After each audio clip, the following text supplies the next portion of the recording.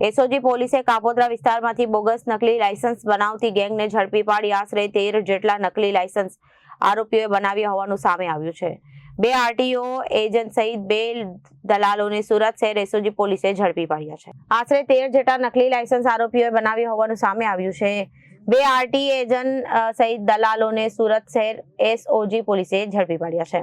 છેલ્લા 6 મહિનાથી કાપોદ્રા વિસ્તારમાં આરોપીઓ નકલી લાયસન્સ બનાવી લોકો સાથે છેતરપિંડી કરતા હતા।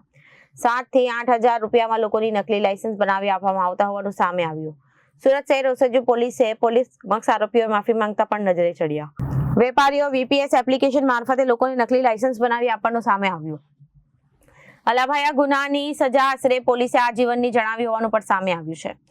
આરોપીઓ વિરુદ્ધ અગાઉ 2 જેટલા પ્રોહિબિશનના ગુના નોંધાઈ ચૂક્યા છે। ઓકે સર, કાપોદ્રા એરિયામાં 4 જે મિત્રો છે એ લોકોએ બોગસ લર્નિંગ લાયસન્સ બનાવવાનું એક જે ષડયંત્ર છે આ લોકો કરતા હતા।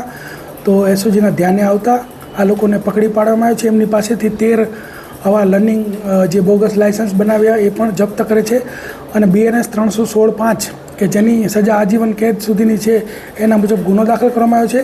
આ 4 વ્યક્તિઓમાં પ્રફુલ્લ પટેલ, રવિ ગાંગડિયા આ બંને આરટીઓ એજન્ટ છે એવી ઓળખ આપી વોટ્સએપથી લોકોના સંપર્કમાં આવતા હતા અને ત્યારબાદ લોકોને 7 થી 10 હજાર રૂપિયામાં લર્નિંગ લાયસન્સ અને લાયસન્સ બનાવી આપશે એવું કહી અને ધર્મેન્દ્ર શેખડિયા એમ પરિવહનમાં આ લોકોની એપ્લિકેશન કરતો અને ત્યારબાદ ઓટીપી જનરેટ થતો અને એ ઓટીપી જે તે વ્યક્તિ પાસેથી માંગતા હતા એટલે એ લોકોને એવું થાય કે ભાઈ આ સાચું લાયસન્સ આપે છે અને ત્યારબાદ જે પ્રજેશ માણિયા છે એ એડિટિંગ કરી અને લર્નિંગ લાયસન્સ બનાવી અને એ જે તે વ્યક્તિને આપી દેતો તો આ લર્નિંગ લાયસન્સની વેલિડિટી 6 મહિના હોય છે અને આ લોકો 6 મહિનાથી આ કામ કરતા હતા અને 6 મહિના બાદ અત્યારે આ પકડાઈ ગયા છે।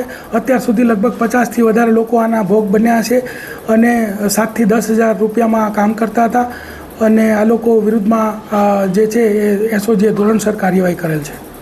સર કયા આરટીઓના આ લોકો બનાવીને આપ્યા છે?